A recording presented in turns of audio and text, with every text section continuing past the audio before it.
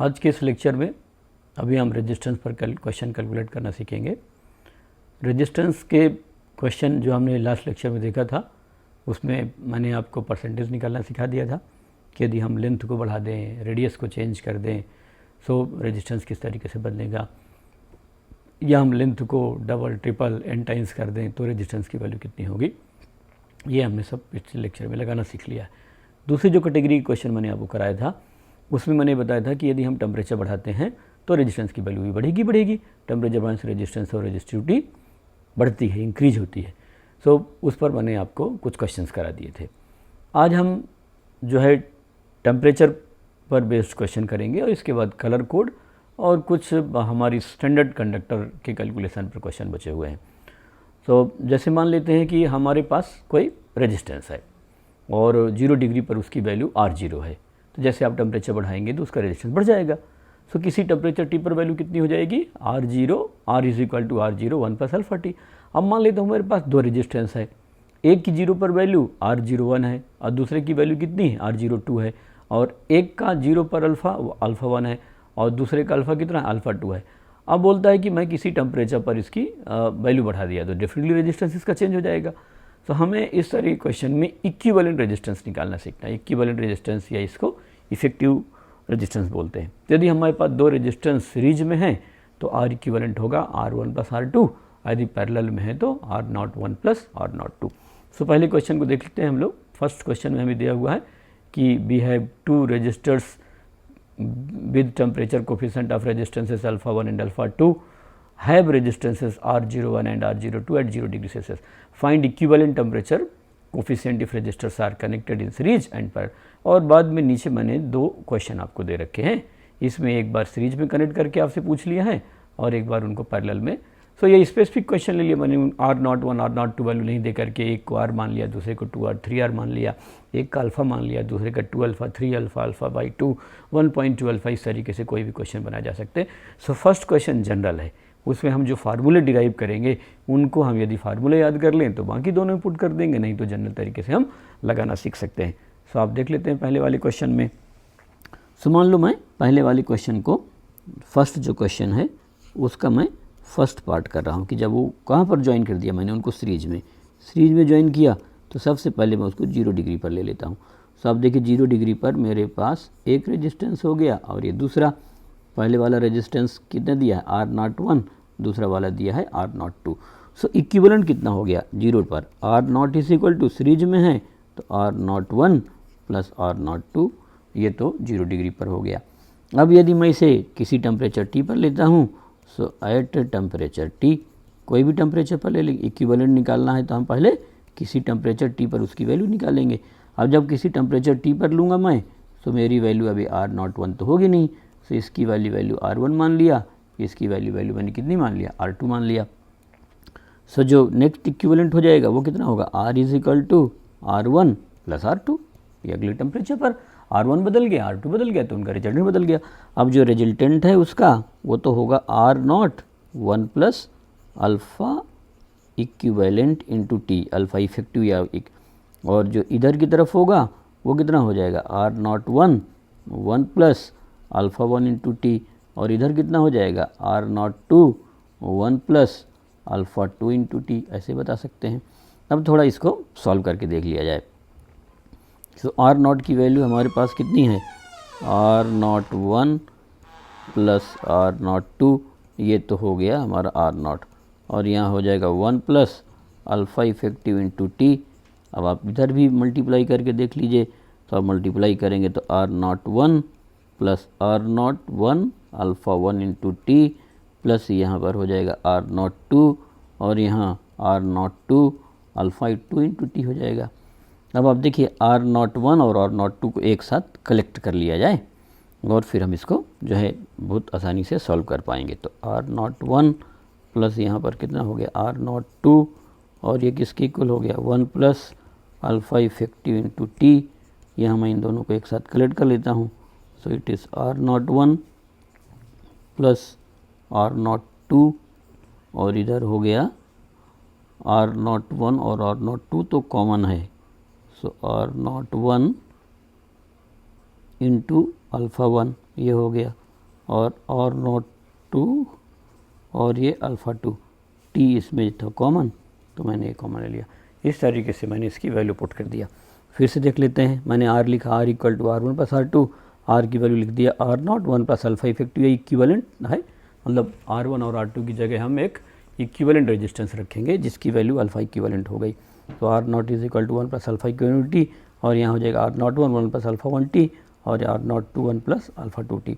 अब मैंने are not की वैल्यू कितनी लिख दिया, आर 0 1 प्लस आर 0 2, और यहाँ था 1 प्लस अल्फ़ा इफेक्टिव तो 1 प्लस अल्फ़ा इफेक्टिव लिख दिया। यहाँ आर नॉट 1 ब्रैकेट में से ओपन कर दिया तो आर 0 1 प्लस यहाँ R 0 1 alpha 1 into T plus R 0 2, और यहाँ हो जाएगा आर 0 2 अल्फ़ा 2 इंटू टी। इस तरीके से हम बता सकते हैं। अब यहाँ पर मैंने तो लेफ्ट हैंड साइड वैसे ही लिख दिया, यहाँ आर 0 1 और आर 0 2 को मैंने एक साथ कलेक्ट कर लिया, और यहाँ टी कॉमन है तो टी कॉमन ले लिया, तो R 0 1 alpha 1 plus R 0 2 alpha 2 ये वाली वैल्यू आ गई। अब हम जो है इसको थोड़ा सा सॉल्व करके देख लेते हैं कि इफ़ेक्टिव वैल्यू कैसे निकाल सकते हैं। आगे इसको सिंप्लीफाई कर लिया जाए, बस सॉल्व होकर के आ गया। ऐसे हम इसको सॉल्व कर सकते हैं। क्या मजा आया। सो आगे इसको इसमें सिंप्लीफाई कर लेते हैं। इसको ब्रैकेट ओपन कर देते हैं, तो ब्रैकेट ओपन करेंगे तो इसका हिस्सा मल्टीप्लाई कर देंगे। सो यहाँ पर आ जाएगा हमारे पास कितना, आर 0 1 प्लस आर 0 2, और उधर जब ब्रैकेट मल्टीप्लाई कर देंगे so R 0 1 plus R 0 2 into alpha equivalent या इफेक्टिव इंटू टी। ये इधर की तरफ आ गया, देख लीजिए आप, यहाँ ब्रैकेट ओपन कर दिया तो आर 0 1 प्लस आर 0 2 को मल्टीप्लाई 1 के साथ कर दिया और अल्फ़ा इफेक्टिव इंटू टी के साथ कर दिया, तो अल्फ़ा इफेक्टिव इंटू टी। अब इधर की तरफ कितना हो जाएगा, ये तो है ही, इसको लिखे रहेंगे और वो भी वैसे ही लिखा रहेगा, तो राइट हैंड साइड में अपने को कुछ भी करने की ज़रूरत नहीं है। सो यहाँ पर मैं लिख दूँगा कितना, आर 0 1 प्लस आर 0 2, और इधर की तरफ है हमारे पास कितना, प्लस में, हाँ कितना था हमारे पास, आर 0 1 अल्फ़ा 1, तो आर 0 1 अल्फ़ा 1 और ये आर 0 2 अल्फ़ा 2 इंटू टी था। वैसे सॉल्व हो गया। अब आप इसको ट्रांसपोज करेंगे तो ये इधर से इधर क्या हो जाएगा, कट जाएगा। सो अब जब इसकी वैल्यू देखेंगे तो हमारे पास हुआ कितना, R 0 1 plus R 0 2 into alpha equivalent या टी, और इधर की तरफ हमारे पास आ जाएगा आर नॉट 1 अल्फ़ा 1 और इधर R naught 2 alpha 2 into T आ गया।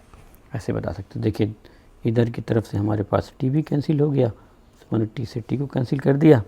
अब आप देखिए अल्फ़ा इक्विवेलेंट या अल्फ़ा इफेक्टिव किसके इक्वल हो गया, सो यहाँ हो जाएगा आर 0 1 अल्फ़ा 1, पहले वाले का रेजिस्टेंस पहले का alpha, R 0 2 alpha 2 divide by R 0 1 plus R 0 2। So ऐसे जो है आप इसको सॉल्व करके बता सकते हैं।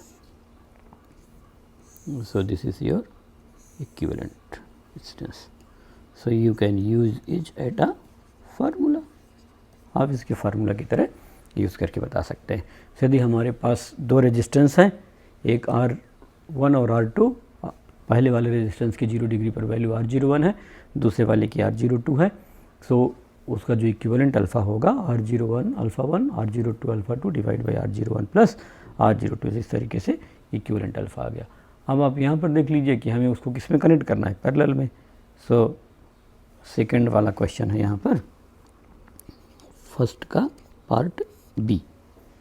तो सबसे पहले कितने डिग्री पर ले रहा हूँ मैं, at 0 degree Celsius, 0 degree Celsius पर लेंगे। सो पैरेलल का तो मतलब ये हुआ कि एक रेजिस्टेंस और ये दूसरा रेजिस्टेंस ऐसे जुड़ा हुआ है। सो पहला वाला तो है R01 और दूसरा है R02,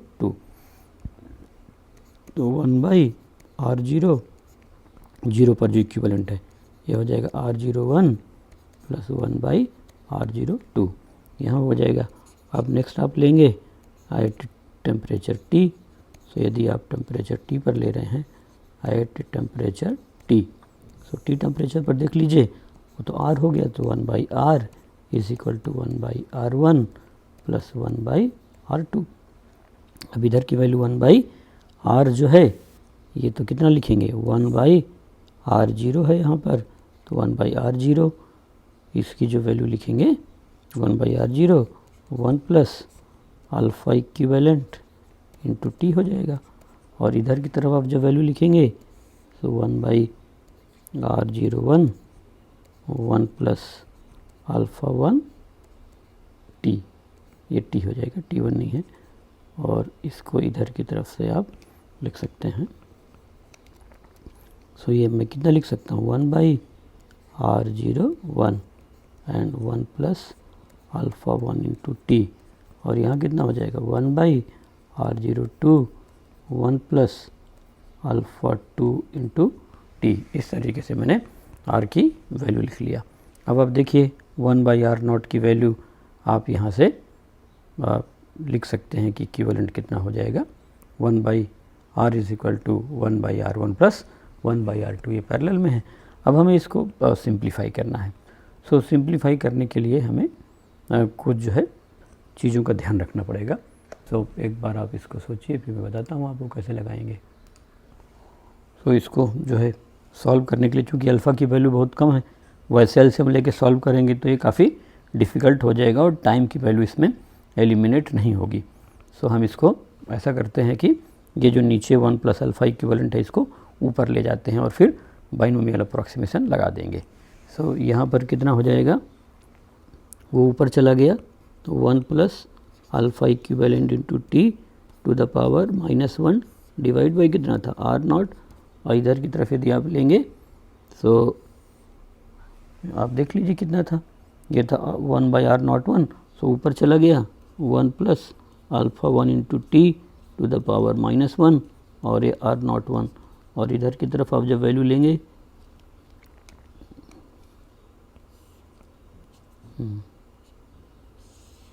तो ये r02 हो गया। और ये जी ऊपर ले जाएंगे तो 1 plus alpha into T to the power -1 आ गया। अब हमें यहाँ पर बाइनोमियल अप्रॉक्सीमेशन लगाना है। तो बाइनोमियल अप्रॉक्सीमेशन क्या होता है 1 plus X to the power -1 है, तो ये 1 माइनस एक्स कर सकते हैं if X is very very small as compare to 1। तो मल्टीप्लाई कर देंगे यहाँ पर, सो ये पावर का यहाँ मल्टीप्लाई हो जाएगा। तो 1 minus alpha equivalent into T divide by ये r0 हो गया। और इधर की तरफ यदि आप लेंगे इसको, हम जो है ऐसे सॉल्व करके बता सकते हैं। सो यहाँ पर भी यही हो जाएगा 1 minus alpha 1 into T divide by r01। और इधर की तरफ ले लेंगे यदि आप इसको तो 1 minus alpha 2 into T divide by r02 आ गया। तो ऐसे जो है ये सॉल्व हो गए। अब ये तो r0 की इक्विवेलेंट वैल्यू वहाँ से लिखना होगा। सो यहाँ पर जो 1/r0 मैंने लिखा था 1/r0 1 प्लस 1/r02, तो r की जो वैल्यू होगी उसमें प्रोडक्ट बाई सम। सो जो r0 है वो किसके इक्वल हो जाएगा r01 into r02 divide by r01 plus r02, ऐसे लिख सकते हैं। सो ये 1/r0 में यहाँ पर वैल्यू कितनी हो जाएगी r01 और ये r02 into 1 minus alpha equivalent T divide by यहाँ हो जाएगा r01 प्लस r02, ये हो गया यहाँ पर। और इज इक्वल टू इधर की तरफ भी आप एलसीएम ले लीजिए। सो आप जब एलसीएम लेंगे, हाँ ये तो प्रोडक्ट हो गया, नीचे की तरफ जब लेंगे तो r01 ने दिस इज़ योर प्रोडक्ट, तो प्रोडक्ट हो गया। अब यहाँ पर भी आप एलसीएम लेंगे तो r01 इंटू r02 हो गया। और इधर जब मल्टीप्लाई करेंगे तो r02 1 minus alpha 2 into T और प्लस यहाँ पर कितना हो जाएगा r01 1 minus alpha 2 into T, ऐसे बता सकते। तो ये वाला टर्म क्या हो गया, कैंसिल हो गया। सो हम इसे तो कैंसिल कर सकते हैं। अब आप देखिए ये बहुत इजीली सॉल्व होकर के आ जाएगा। अब इजीली कैसे सॉल्व होकर के आ जाएगा, इस ब्रैकेट को ओपन कर दीजिए। सो r01 प्लस r02 हो गया यहाँ पर, और माइनस अल्फ़ा इक्विवेलेंट टी, और यहाँ हो जाएगा r01 प्लस r02, ये आ गया। इसी तरीके से आप जो है राइट हैंड साइड वाली वैल्यू लिख लीजिए। सो यहाँ हो जाएगा आपके पास कितना, R01 प्लस R02, ये मैंने एक साथ कलेक्ट कर लिया ब्रैकेट ओपन करने के बाद, और ये माइनस आएगा तो माइनस वाली वैल्यू लेते हैं, और t दोनों में कॉमन है। सो आप जो है t की वैल्यू ले सकते हैं। ये R02 and that was alpha 1 ये था, और अल्फ़ा 2 यहाँ इसका क्रॉस मल्टीप्लाई किया था मैंने। तो यहाँ पर आप जब मल्टीप्लाई करेंगे तो R02 के साथ अल्फ़ा आ जाएगा, सो माइनस यहाँ पर आ जाएगा R01 1 के साथ अल्फ़ा 2 है, मल्टीप्लाई करके आप देखना, और ये ब्रैकेट कर देता हूँ मैं, और इधर जब लेंगे तो R02 into alpha 1 into T आ जाएगा। सो आप देखिए ये तो यहाँ से कैंसिल हो गया, माइनस माइनस दोनों तरफ से कैंसिल हो गया, टी की वैल्यू कट गई, सो अल्फ़ा इक्विवेलेंट की वैल्यू हमारे पास आ जाएगी। सो आप देख लीजिए हमारे पास बचा क्या। सो हमारे पास बचा है इधर की तरफ कितना, अल्फ़ा इक्विवेलेंट, ये देखिए अल्फ़ा इक्विवेलेंट लेफ्ट में, अल्फ़ा इक्विवेलेंट टू टी और ब्रैकेट में R01 प्लस R02 बचा हुआ है, और राइट हैंड साइड में हमारे पास माइनस मैंने हटा दिया, दोनों तरफ से माइनस कट जाएगा, R01 अल्फ़ा 2, तो R01 alpha 2 plus R02 alpha 1 into T बचा हुआ है। सो टी से टी की वैल्यू कट कैंसिल हो गई, सो मेरे पास जो अल्फ़ा इक्विवेलेंट है वो आ जाएगा आसानी से सॉल्व हो करके। सो R01 प्लस R02, और इधर की तरफ कितना हो जाएगा, R01 alpha 2 plus R02 alpha 1। सो आप इसे जो है हमेशा एज आ फार्मूला ध्यान रख सकते हैं सीरीज और पैरेलल के लिए। So this can be taken as your formula, तो आप फार्मूला की तरह इसको सॉल्व कर सकते हैं। सो ऐसे जो है आप रफ में सॉल्व कर लीजिए, एक बार दो बार में सॉल्व करने पे अपने को दिक्कत हो सकती है। सो अब आप देख लीजिए यहाँ पर फर्स्ट वाला जो पार्ट था वो मैंने आपको बता दिया। अब अगले क्वेश्चन में क्या कर रहा है कि हमारे पास एक रेजिस्टेंस R है। अब क्वेश्चन नंबर 2 पे आ जाते हैं। A resistance R of thermal coefficient of resistivity alpha is connected in series with a resistance 3R having thermal coefficient of resistivity alpha 2 alpha at 0 degree Celsius, find alpha effective। सो बहुत आसानी से आप बता सकते हैं। सो अब जो मैंने आपको यहाँ पर सिखाया है उसी फार्मूले को मैं आगे जो है यूज़ कर दूँगा यहाँ पर। सो सॉल्यूशन क्वेश्चन 2 के लिए। सो क्वेश्चन 2 में आप देखिए R01 कितना दिया है, R02 ये मेरे को लगता है कि 3R दिया हुआ था, एक बार देख लेते हैं कितना दिया है। सो पहला R है उसका अल्फ़ा है और दूसरा 3R है उसका 2 अल्फ़ा है बस। सो R और ये 3R है, पहले वाले का जो अल्फ़ा 1 है वो अल्फ़ा दिया है और जो अल्फ़ा 2 है वो 2 अल्फ़ा दिया है, यह क्वेश्चन दिया है। सो सीरीज में जो मैंने आपको अल्फ़ा इफेक्टिव या अल्फ़ा इक्विवेलेंट बताया था वो आप ध्यान रखिए, उधर कितना आया था R01 alpha 1 plus R02 alpha 2 divide by R01 plus R02। ये मैंने आपको सीरीज में एज अ फार्मूला सिखाया है। अब आप यहाँ देखिए सीरीज वाले में R01 alpha 1 plus R02 alpha 2 divide by R01 plus R02, तो ये मैंने आपको इफेक्टिव वैल्यू यहाँ पर पुट करा दिया। हाँ, इस सीरीज में alpha 1 R1 alpha 2 R2 divide by R1 plus R2। अब आप इक्विवेलेंट वैल्यू पुट कर देंगे आप यहाँ पर। सो R01 की वैल्यू कितनी है, R इंटू ये अल्फ़ा और ये कितना है 3R into 2 alpha divide by R plus 3R। Solve कर लीजिए तो 3 इंटू 2 6, 6 प्लस 1 7, तो यहाँ पर हो गया 7 अल्फ़ा R और divide by 3 plus 4, 3 plus 1 4R, तो ये आ जाएगा 4R, तो कैंसिल हो गया। तो जो हमारा आंसर है वो किसके इक्वल हो जाएगा 7 alpha by 4। So this is the effective resistance. अब इस इफेक्टिव का क्या मतलब हुआ कि यदि हम दो रेजिस्टेंस लें, यदि हम कोई दो रेजिस्टेंस लें जिन पे एक की 0 डिग्री पर वैल्यू R है और दूसरे की वैल्यू 3R है, और पहले वाले का 0 पर अल्फ़ा है और दूसरे वाले का 2 अल्फ़ा है। सो हम किसी भी टेम्परेचर पर इसका रेजिस्टेंस की वैल्यू निकालना चाहते हैं। सो डेफिनेटली रेजिस्टेंस निकालने के लिए हमें दोनों पर R1 प्लस R2 लगा के निकालना होगा, या इसकी जगह पर हम एक इक्विवेलेंट ले लेंगे।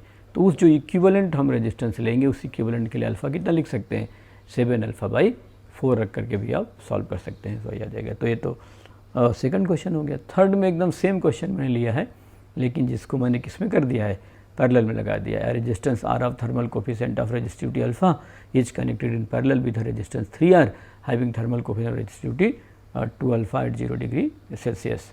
Eight 0 degree Celsius find the value of alpha effective. So हम लोग अल्फ़ा इफेक्टिव की वैल्यू निकाल सकते हैं। सो क्वेश्चन नंबर 3 में सेम है, वहाँ पर R01 is R, R02 is 3R, alpha 1 is alpha and alpha 2 is 2 alpha.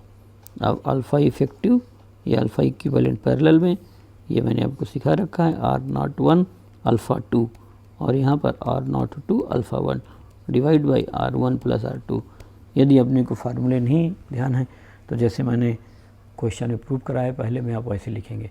तो आप देख लीजिए, यहाँ इक्विवेलेंट में R01 alpha 2 plus R02 alpha 1 divide by R01 plus R02 ऐसे जो है बता सकते हैं।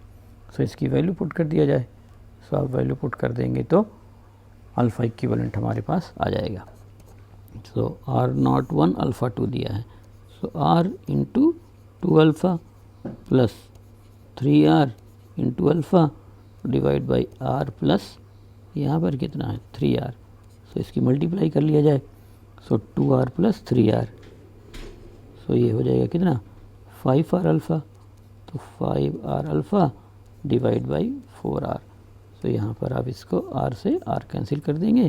सो देयरफॉर अल्फ़ा इफेक्टिव या अल्फ़ा इक्विवेलेंट जो आएगा वो 5 अल्फ़ा बाई 4 आ गया। सो टेम्परेचर डिपेंडेंस के जिस तरह के क्वेश्चन बुक्स में दिए हुए हैं, जो अपने को सीखना है, मैंने आपको सारे करा दिए। सो यहाँ तक जो है टेम्परेचर डिपेंडेंस वाला पार्ट कंप्लीट हो गया। अब आगे जो मेरे को बताना है वो कलर कोड के क्वेश्चन कराना है।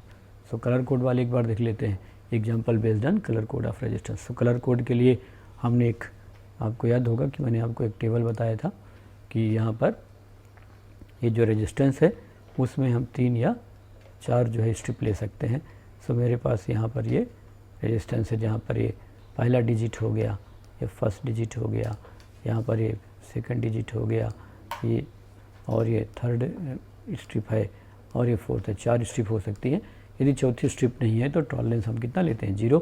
उनकी वैल्यू कितनी होती है हम तो पढ़ लिए हैं, ब्लैक है तो 0 ये डिजिट के लिए, और थर्ड जो स्ट्रिप होती है वो मल्टीप्लायर के लिए होती है। सो हमारे पास 4 है यहाँ पर, जिसको मैंने नेमिंग कर दिया है ABCD। सो पहली जो स्ट्रिप है वो A, second strip B, third strip C and fourth strip D। Fourth strip tolerance को बताती है। थर्ड जो है मल्टीप्लायर कितना 10 टू पावर 0, 10 टू पावर 1, 9 तक मैंने लिख दिया है, सिल्वर है। और यदि मान लो थर्ड स्ट्रिप जो है गोल्ड या सिल्वर है तो मल्टीप्लाई 10 टू पावर -1 और 10 टू पावर -2 होगा। सो ऐसे जो है हम इसको सॉल्व करके बता सकते हैं। सो आप देखिए बहुत आसान सा है। इसमें फर्स्ट वाले में कि if A is green, B is violet and C is orange, so यहीं पर सॉल्व कर लिया जाए। ओरल क्वेश्चन होते हैं, इसमें कोई ऐसा नहीं है कि कोई बहुत बड़ा है। सो A तो हमारे पास कौन सा है ग्रीन, और B हमारे पास कौन सा है वॉयलेट, एंड C हमारे पास कौन सा है ऑरेंज, एंड D तो टॉलरेंस के लिए है। अब ग्रीन वॉयलेट ऑरेंज, तो आप देखिए ग्रीन वॉयलेट ऑरेंज के लिए, ग्रीन के लिए हमारे पास कितनी है 5। सो ग्रीन के लिए तो मेरे पास 5 है, तो ग्रीन को तो मैंने यहाँ पर ये सब आप याद कर लेना 5 लिख दिया। अब ग्रीन के बाद वॉयलेट है। सो वॉयलेट के लिए हमारे पास यहाँ पर आप वॉयलेट देख लीजिए, वॉयलेट के लिए कितना है 7। सो वॉयलेट के लिए डिजिट मैंने कितना लिख दिया 7 डिजिट हो गया। और इसके बाद क्या है orange, BB Roy of Great Britain has a very good watch से भी आप याद रखते हैं। तो हमारे पास अब किसके लिए चाहिए था ग्रीन, वॉयलेट और ऑरेंज। ऑरेंज के लिए 3। सो ऑरेंज के लिए ये 3 मल्टीप्लायर है, तो मल्टीप्लायर है तो कितना हो गया 10 to the power 3।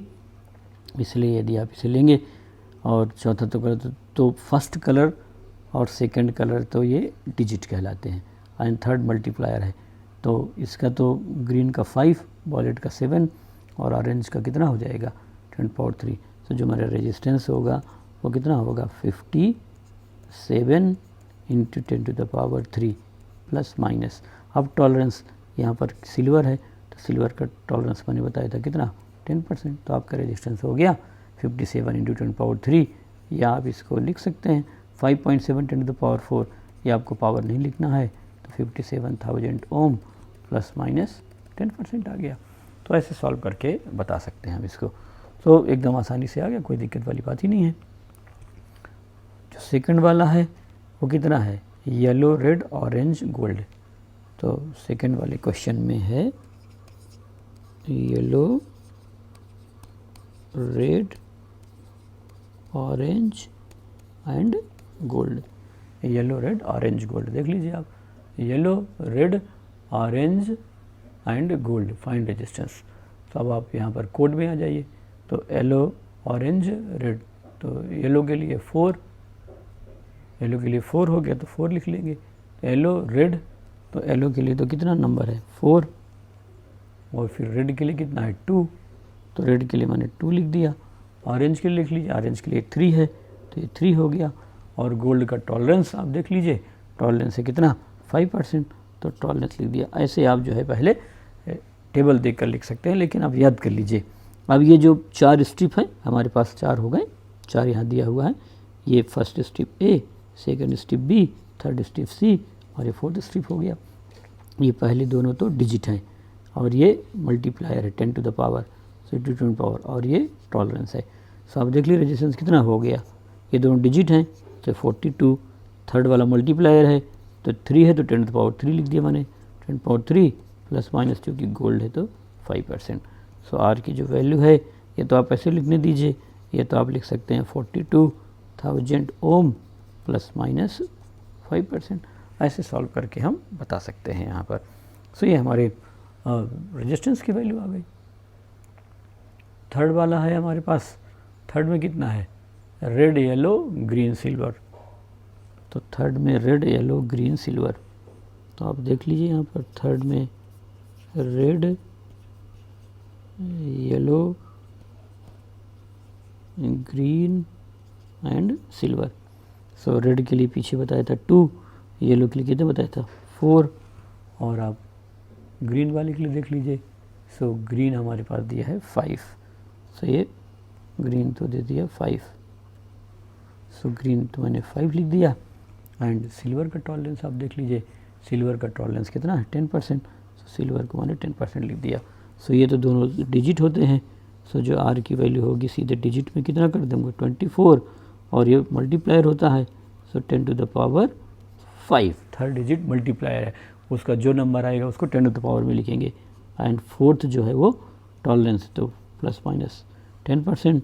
So are की वैल्यू होगा कितनी 24 या 2.4 लिख देता हूँ मैं, 2.4 into 10 to the power 6 ohm plus minus 10%।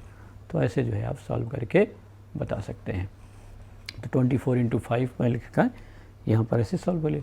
अब आप इधर की तरफ देख लीजिए, फोर्थ वाले क्वेश्चन में क्या कर रहा है ब्लू रेड ब्राउन, केवल इतना ही दिया है। तो फोर्थ वाले क्वेश्चन में फोर्थ जो हमारे पास है वो है blue red and brown, fourth colour missing है, कोई कलर नहीं है। तो जब कोई कलर नहीं होगा सो टॉलरेंस कितना लेंगे 20%। ब्लू अभी हम लोग देख रहे थे, ब्लू वाले का कलर तो आप देख लीजिए यहाँ पर ब्लू है वहाँ पर हमारे पास 6, सो ब्लू को तो मैंने यहाँ पर कितना लिख दिया 6, रेड होता है 2, और आप ब्राउन देख लीजिए ब्राउन है 1, सो यहाँ ब्राउन कितना हो गया 1। ऐसे आप याद रख सकते हैं, ये दोनों तो डिजिट हैं, सो डिजिट है मतलब आर की वैल्यू सीधे 62, और ये मल्टीप्लायर है तो into 10 to the power 1 plus minus, चूँकि चौथा कलर मिसिंग है तो इसके लिए टॉलरेंस कितना लिखेंगे 20%। सो ये जो आर की वैल्यू आ गई हमारे पास वो आ जाएगी 620 ओम प्लस माइनस 20%। प्लस माइनस 20% का मतलब 620 का 20%, आर में उससे ज़्यादा भी हो सकता है और आर में उससे कम भी हो सकता है। इस तरीके से हम यहाँ पर कलर कोडिंग इसकी निकाल सकते हैं। सो कलर वाले क्वेश्चन एकदम आसान है, कलर कोड के लिए ये बोर्ड में भी आ चुके हैं, हमारे एग्जाम में भी आ रखे हैं, याद रख सकते हैं। याद करने के लिए हम कई तरह की न्यूमोनिक्स हैं, तो BB Roy of Great Britain has a very good watch, ऐसे करके निकाल सकते हैं।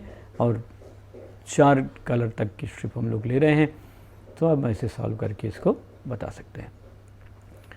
नेक्स्ट वाले क्वेश्चन में अब हम कुछ स्टैंडर्ड क्वेश्चन करना चाहते हैं, जैसे हमें सिलेंडर का क्वेश्चन लगाना है, या फिर हम आगे स्फीयर का क्वेश्चन लगाना चाहते हैं, या हम resistance of non uniform conductor के लिए ऐसे क्वेश्चन अपने को यहाँ पर सॉल्व करना है। सो आप देखिए यहाँ पर निकाल सकते हैं बहुत आसानी से रेजिस्टेंस के लिए। तो सिलेंडर वाले क्वेश्चन में ये 2 तरह के क्वेश्चन होंगे सिलेंडर में। सो जैसे मैंने यहाँ पर एक सिलेंडर मान लिया, so let us assume a cylinder. तो ये मैंने एक सिलेंडर एज्यूम कर लिया ऐसे, और सिलेंडर में हॉलो सिलेंडर एज्यूम कर रहा हूँ। सो ये हमारा एक हॉलो सिलेंडर है, ये इसका एक्सिस हो गया। अब आप देखिए ये जो सिलेंडर है इसकी अंदर वाली रेडियस तो मैं ए मान लेता हूँ, और जो बाहर वाली रेडियस है उसको बी मान लेता हूँ, और केवल ये सिलेंडर इतना है इस तरीके से, बीच में क्या है, खाली है। तो इसका क्रॉस सेक्शन यहाँ बना लीजिए। सो क्रॉस सेक्शन कैसे बनाएंगे, ये अंदर का रेडियस हो गया ए, और ये बाहर का रेडियस हो गया बी। तो अंदर और बाहर का मैंने रेडियस बना लिया, ऐसे जो है बता सकते हैं। हाँ, अब मुझे इसका रेजिस्टेंस निकालना है। सो मान लिया कि ये इसकी लेंथ कितनी है, आर है, और इसके अंदर जो मटेरियल है उस मटेरियल की रेजिस्टिविटी रो या करंट सिग्मा। अब मैं मान रहा हूँ कि मैं इसमें पोटेंशियल लगाऊंगा तभी तो करंट फ्लो करेगा, भाई करंट फ्लो करेगा तभी रेजिस्टेंस की वैल्यू है।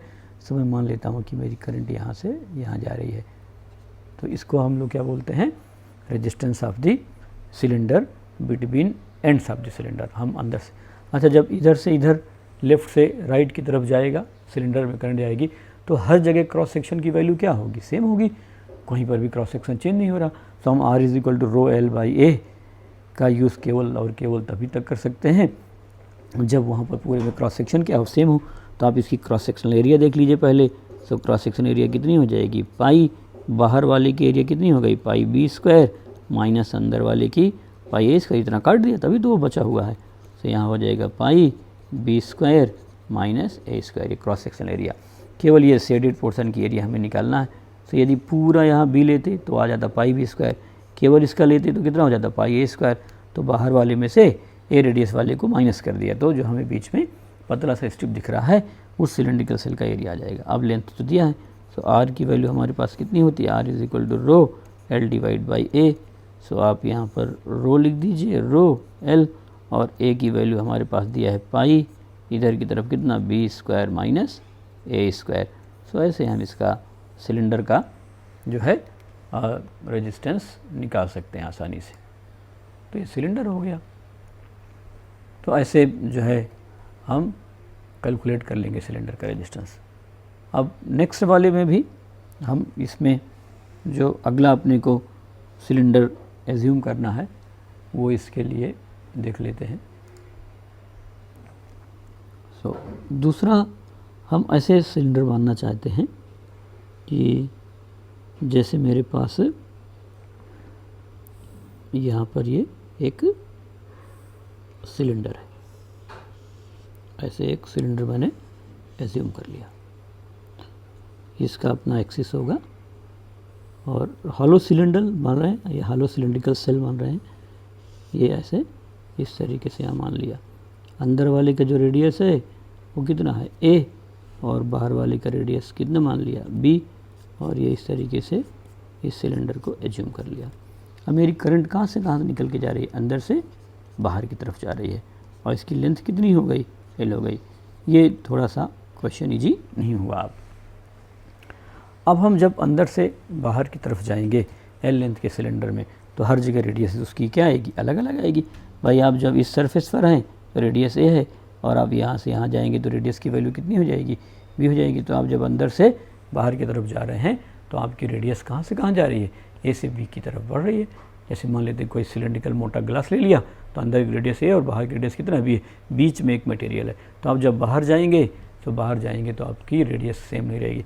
अब हमें ये वाला चाहिए, ये जो पेन है मेरा ये सिलेंड्रिकल है, तो ये क्रॉस सेक्शन चाहिए, तो इधर वाला लेंगे। तो इसका क्रॉस सेक्शन एरिया कितना होगा, सर्कल लेंगे 2πr और लेंथ l, तो इसका एरिया कितना होगा 2πrl। लेकिन पूरे एरिया में जो है इसका रेडियस एरिया सेम नहीं है, क्योंकि रेडियस की वैल्यू क्या हो रही है, बदल रही है। तो जब एरिया सेम नहीं है तो r is equal to ρl/a। अब जो है पूरे एरिया के लिए नहीं लगेगा, तो छोटे छोटे पार्ट में हमें कैलकुलेट करना पड़ेगा। सो मैंने मान लिया कि इसकी रेडियस जो है वो कितनी है, r है, और लेंथ कितनी है l। केवल एक ऐसा मैंने सिलेंडर माना जिसकी रेडियस है r है और वो लेंथ l है, तो इसका एरिया कितना हो जाएगा, एरिया 2πrl। आप कर्व सरफेस एरिया सिलेंडर के जानते होंगे, ये 2π, ये जो लेंथ है 2πr और उसकी लेंथ l मान लिया। सो एरिया की वैल्यू जो है वो कांस्टेंट नहीं है। सो हम यहाँ पर इस छोटे से पार्ट के लिए वैल्यू क्या कर सकते हैं, कैलकुलेट कर सकते हैं।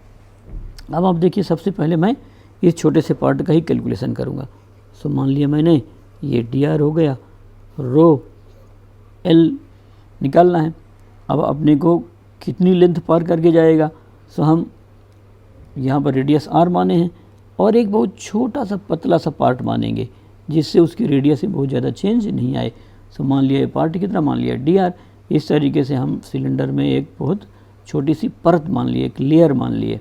लेयर क्यों माने, क्योंकि हम formula r is equal to ρl/a तब तक लगा सकते हैं जब उस लेंथ l में पूरा एरिया सेम हो।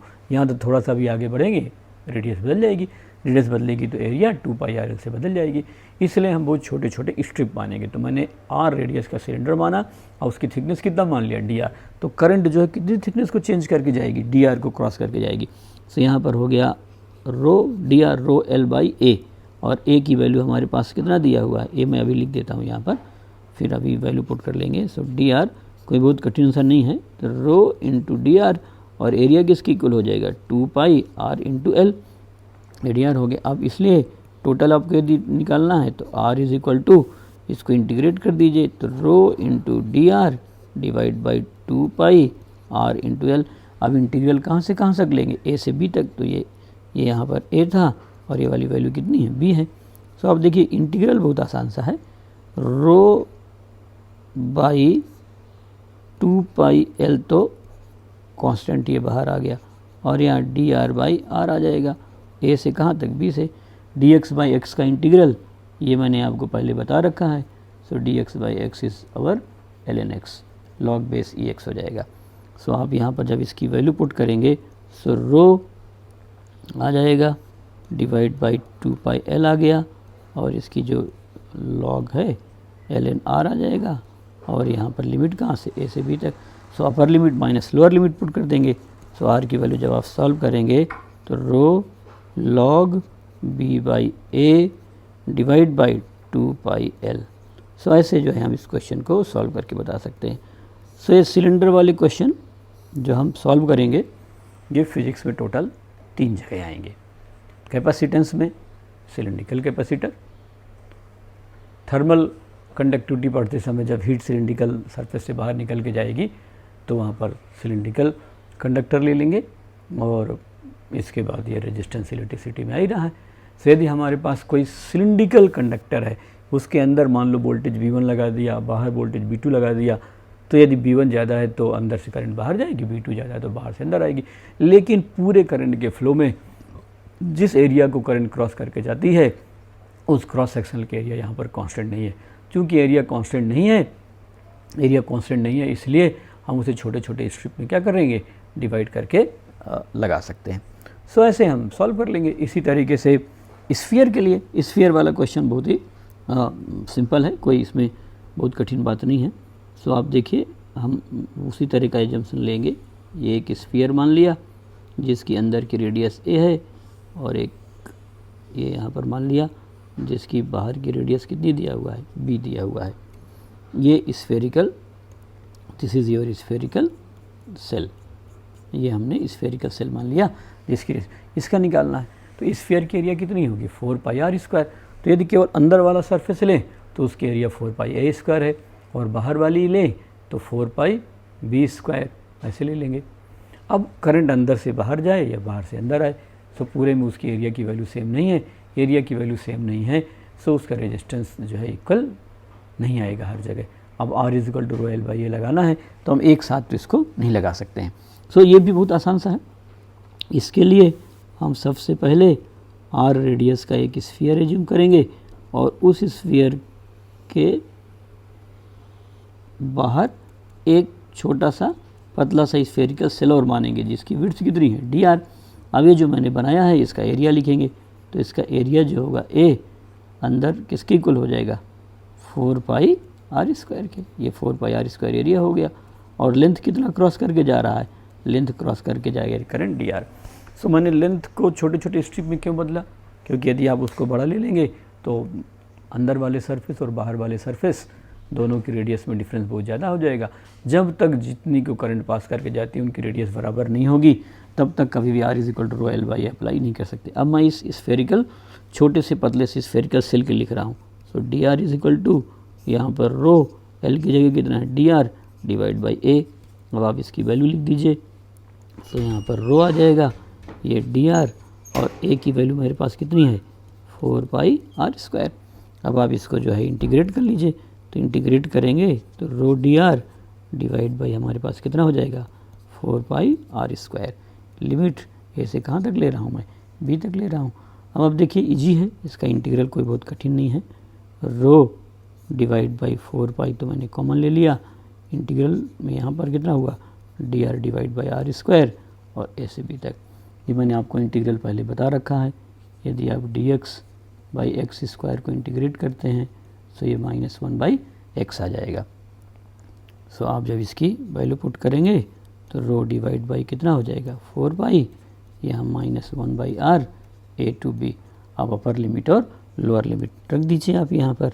सो रो / हमेशा कॉपी में पूरी स्टेप ही लिखना चाहिए। सो यहाँ पर आप जब लिखेंगे सो -1/b +1/a।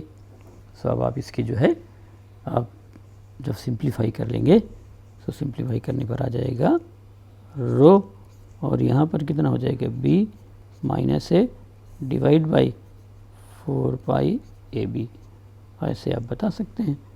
सो ये आ गया।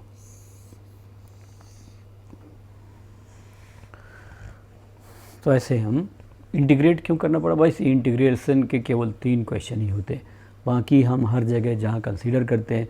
इसलिए आप घर में कभी वायर देखे होंगे तो हमेशा यूनिफॉर्म क्रॉस सेक्शन की बनाई जाती है।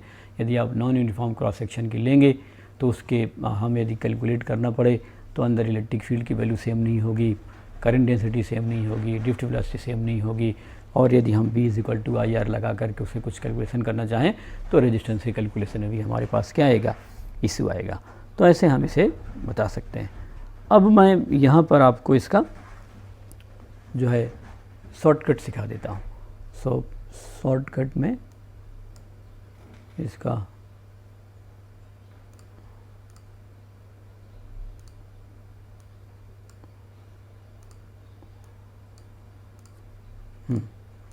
जैसे हमारे पास ये है, ये केवल शॉर्टकट वहाँ पर लेगा जहाँ पर हमारी एरिया में किसका टर्म आता हो R² का आता हो, तभी हम उसकी मीन वैल्यू ले सकते हैं।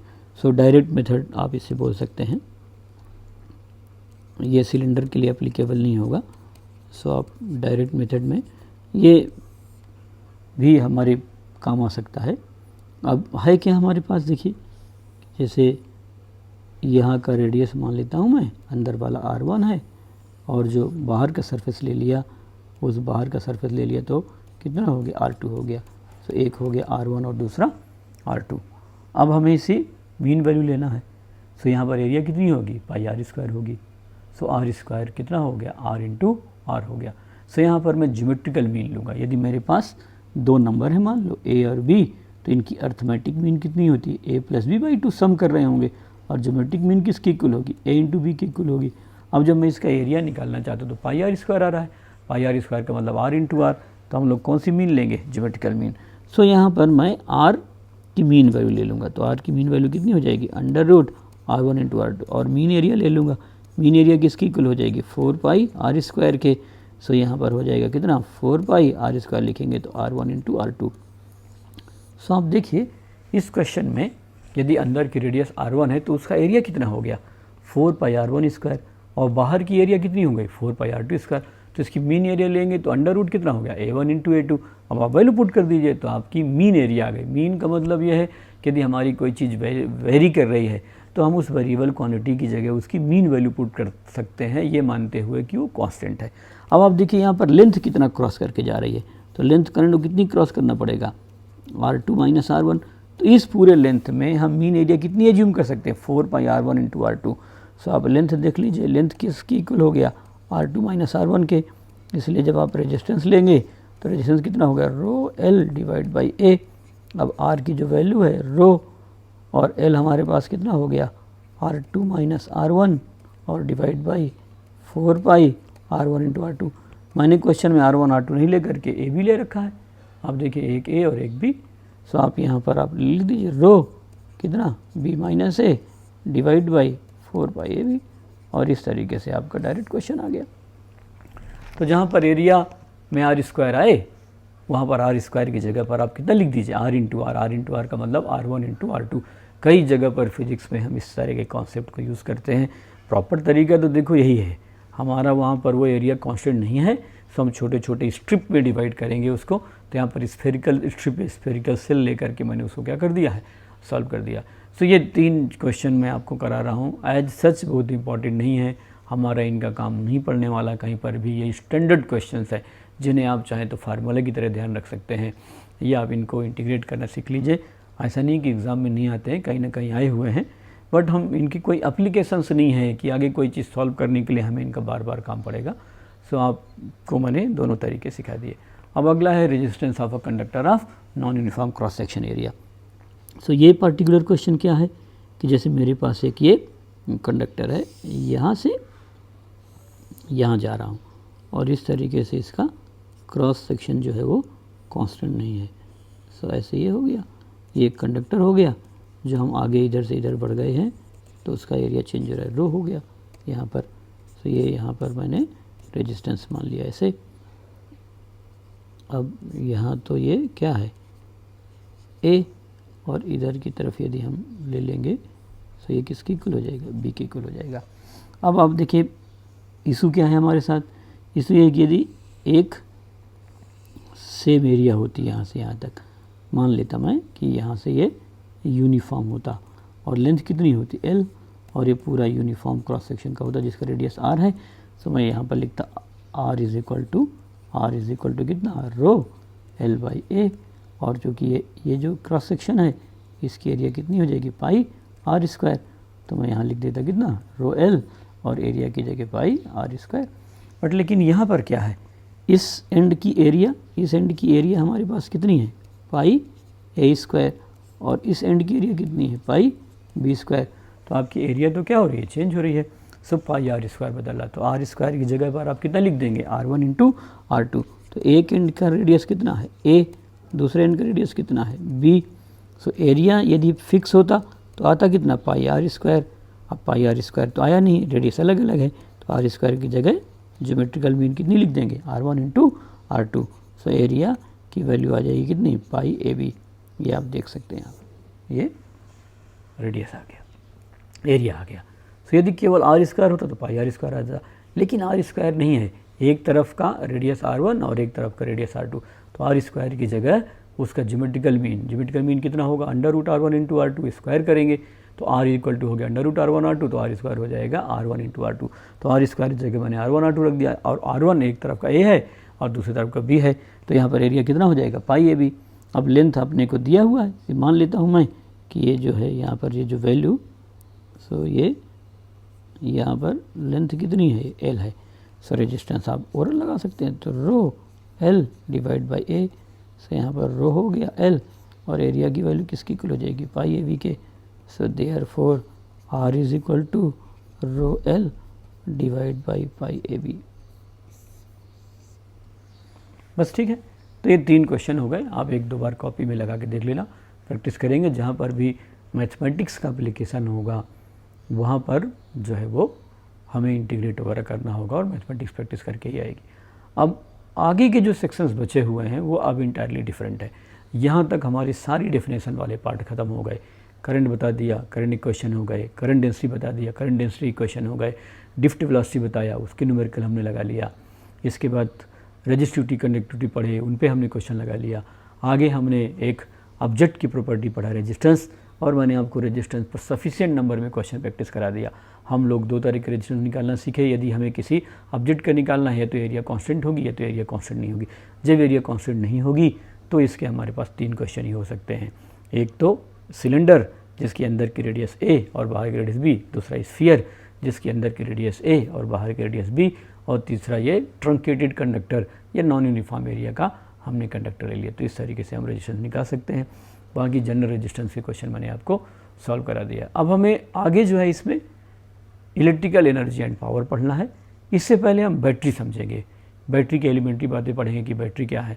अब हम आगे सर्किट स्टार्ट करने जा रहे हैं, जो फिजिक्स, जो हमारी इलेक्ट्रिक करंट का सबसे इम्पॉर्टेंट पोर्शन है सर्किट। इलेक्ट्रिकल सर्किट ही मेनली अपने को पढ़ना है और उसी के एप्लीकेशंस हैं। तो उसके पहले हम अपना बैकग्राउंड तैयार कर रहे थे। अब हमें आगे बैटरी पढ़ना है कि बैटरी क्या है या सेल क्या है, और फिर हम उसको कनेक्ट करके सर्किट में लगा करके सॉल्व करना सीखेंगे कि बैटरी को जब हम लगाएंगे तो